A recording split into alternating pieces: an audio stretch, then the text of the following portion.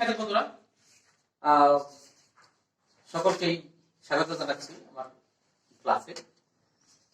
আমি Humayun Kabir, English lecturer, degree মাদ্রাসা। আজকে তোমাদের জন্য যে বিষয়টা আলোচনা করবো সেটা হলো ন্যারেশন। ন্যারেশন ইংরেজি গ্রামারে বা সিলেবাসে খুব একটি গুরুত্বপূর্ণ বিষয়।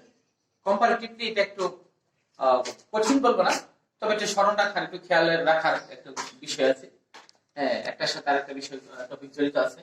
যাই হোক, আমি যেটা বলছি সেটা হলো যে প্রথমে ন্যারেশনটা হলো, এটার সংজ্ঞাটা যদি বলতে চাই, ডেফিনেশনটা এইভাবে। ন্যারেশন হলো কি, বা এটাকে স্পিচও বলা যেতে পারে। হ্যাঁ, সাধারণত এইভাবে বলা যায়, বক্তার বক্তব্যকে ন্যারেশন বলে। ন্যারেশন দুই প্রকার হয়ে থাকে। এখন ডাইরেক্ট ন্যারেশনে সাধারণত দুটো অংশ থাকে।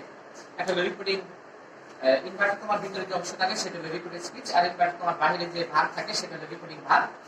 এখন আমি এটা রুলসটা লিখেছি, রিপোর্টিং ভাগ যদি পাস্ট ইনডিফিনিট টেন্স হয় তাহলে রিপোর্টিং স্পিচে নিচের নিয়মে টেন্স বা ভাগ পরিবর্তন হয়। এখন নিচের নিয়মে কিভাবে পরিবর্তন হয় সেটা এখন লিখছি, খেয়াল করো।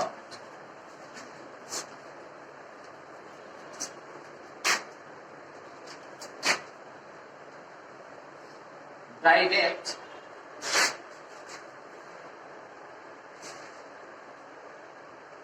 Indirect, direct, indirect.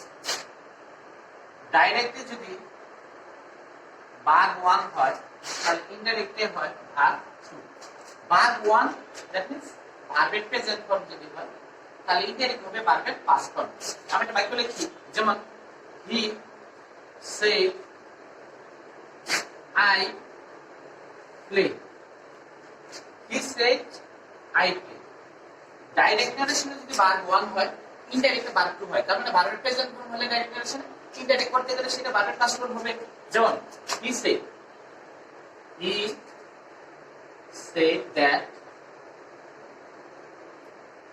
he played, ভার্বের। এখন আইটা কেন হি হলো সেটা পরবর্তী সেটা আমি ভার্বটা আগে বুঝিয়ে নিই। তাহলে he said I play, direct ন্যারেশনে প্লে আছে, আমি এটাকে যদি ইনডাইরেক্ট করি তাহলে ভার্ব 2 মানে প্লে হবে, ভার্বের প্রেজেন্ট ফর্ম আছে, ভার্বের পাস্ট ফর্ম হবে। বুঝাইছেন নিয়মটা? আবার যদি ডাইরেক্ট ন্যারেশনে ভার্ব 2 হয়, ইনডাইরেক্ট হবে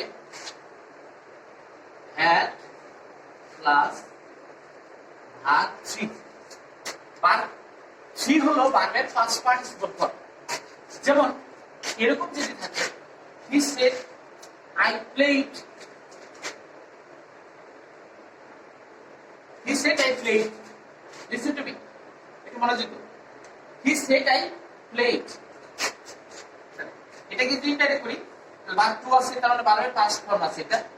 এটাকে যদি পাস্ট ইনডাইরেক্ট করি তাহলে হবে had প্লাস ভার্ব 3, তার মানে পাস্ট পার্টিসিপল। যদি পাস্ট ইনডিফিনিট টেন্স থাকে তাহলে পাস্ট পারফেক্ট টেন্স হবে।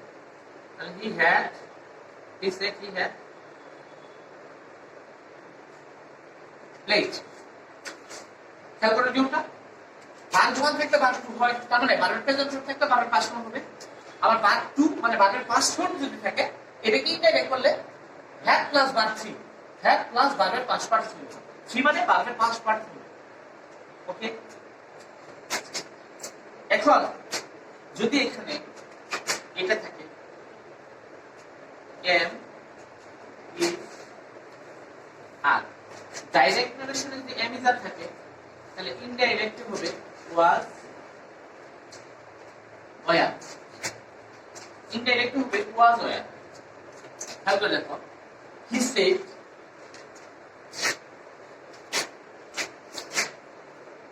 I am happy,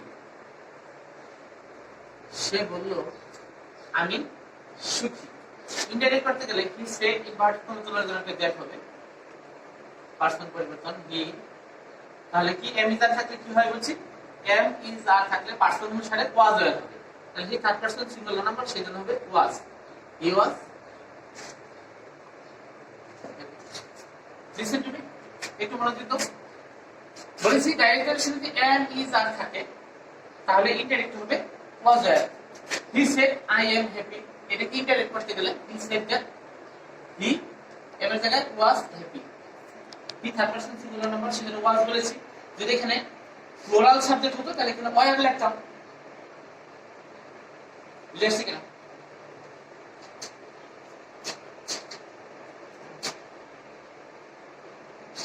he was happy, I am happy. He said that he was happy.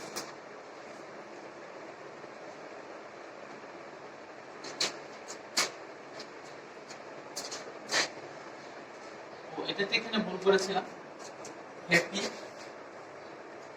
He said I am happy. He said that he was happy. ভুল করে ওয়াইটা লেখা হয়েছিল না, লিখে দিয়েছি। সেখানে বন্ধুরা একটু মনে থাকতো। তাহলে এখানে যদি ওয়াজ ওয়ার থাকে, ডাইরেক্ট নারেশনে যদি ওয়াজ ওয়ার থাকে, তাহলে ইনডাইরেক্ট হবে হ্যাড বিন। হ্যাঁ, ইনডাইরেক্ট কি হয়? তাহলে হ্যাড বিন হয়। ডাইরেক্ট নারেশনে যদি ওয়াজ ওয়ার থাকে, ইনডাইরেক্ট কি হয়? Had been. মনোযোগ, লিসেন টু মি। যেমন he said I was happy. সে বলল আমি সুখী ছিলাম। যদি এমনটা, তাহলে ওয়াজের জায়গায় কি হবে?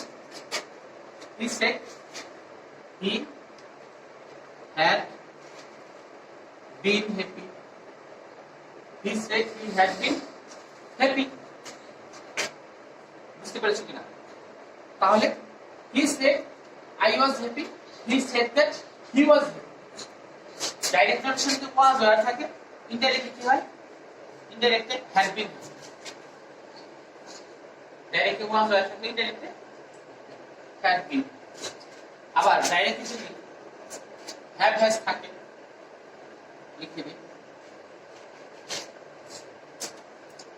ডাইরেক্ট নারেশনে যদি হ্যাভ হ্যাজ থাকে, হ্যাভ হ্যাজ, ইনডাইরেক্টলি হয় হ্যাড।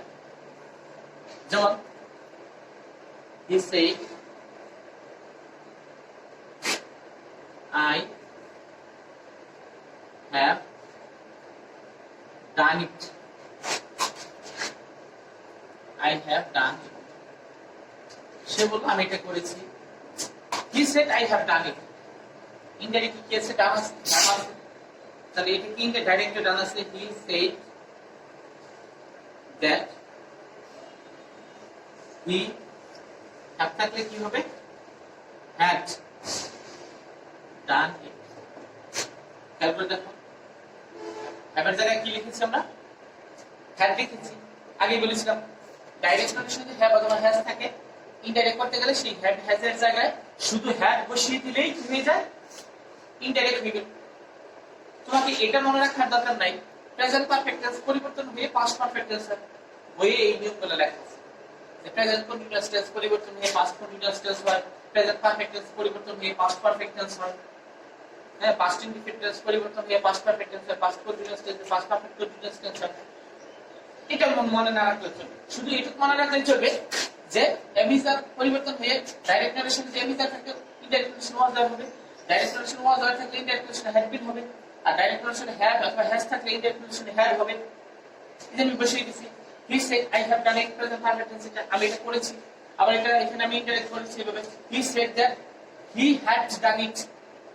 পাস্ট পরিবর্তন আমি পরে বলছি, এর আগে টেন্স পরিবর্তনটা কি বলে দিই। বুঝে আসছে কিনা?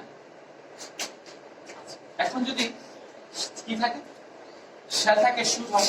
shall থাকলে should, না থাকলে might, can থাকলে would, will থাকলে would। জানা আছে? যেমন shall থাকলে should, will থাকলে would,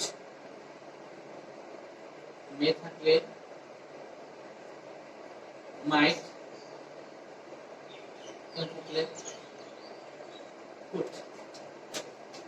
shall থাকলে should, will থাকলে would, may থাকলে might, can থাকলে could। আমি একটু উদাহরণ দিয়ে বুঝিয়ে দিই।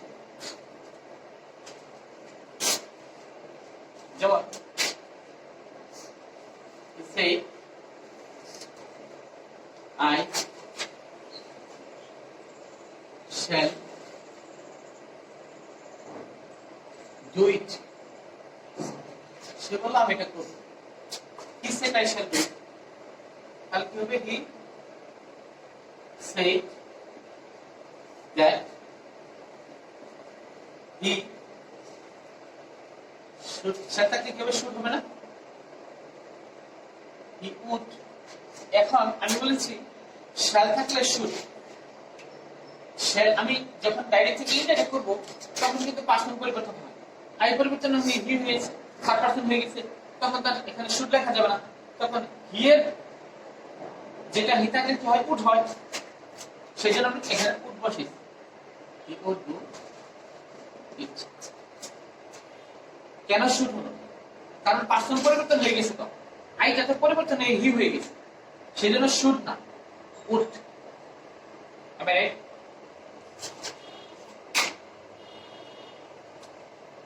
এখন এখানে যদি শুড না থেকে যদি এখানে মে থাকতো, আই মে ডু ইট, আমি এটা করতে পারি, তাহলে এখানে কি দিতাম আমরা?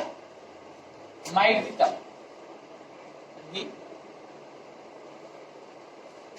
মাইট ডু ইট, যদি মে থাকতো মাইট, এখানে যদি ক্যান থাকতো আমরা এখানে কুড দিতাম। হি said I can do it, আমি লিখতাম হি said that he could do it. Shall থাকলে শুড, মে থাকলে মাইট, ক্যান থাকলে কুড, উইল থাকলে উড। এখন যদি এরকমটা হয়,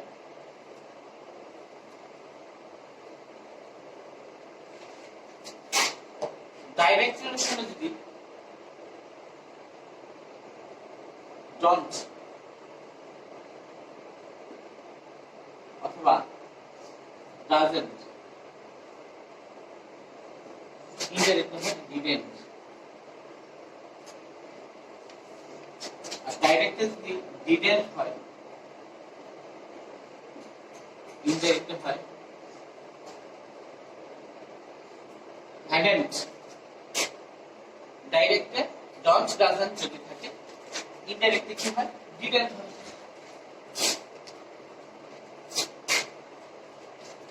He said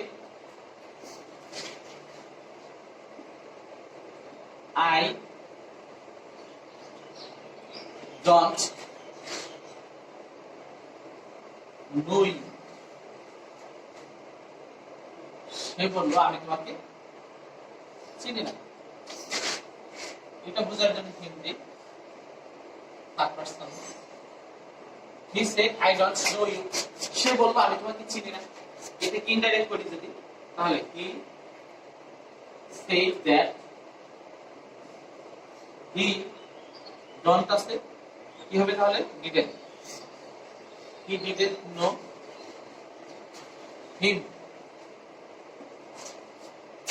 তাহলে ডাইরেক্ট যদি ডন্ট থাকে অথবা ডাজন্ট থাকে, ইনডাইরেক্ট কি হবে? ডিডন্ট হবে। আর ডাইরেক্ট যদি ডিডন্ট থাকে, ইনডাইরেক্ট হবে হ্যাডন্ট প্লাস ভার্বের পিপি, hadn't plus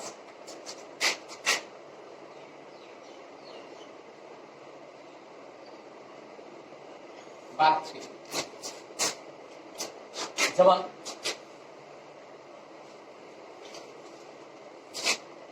he said I didn't know him,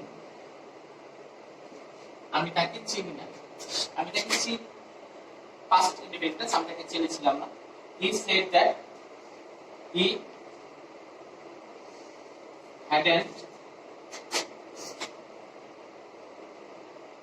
known,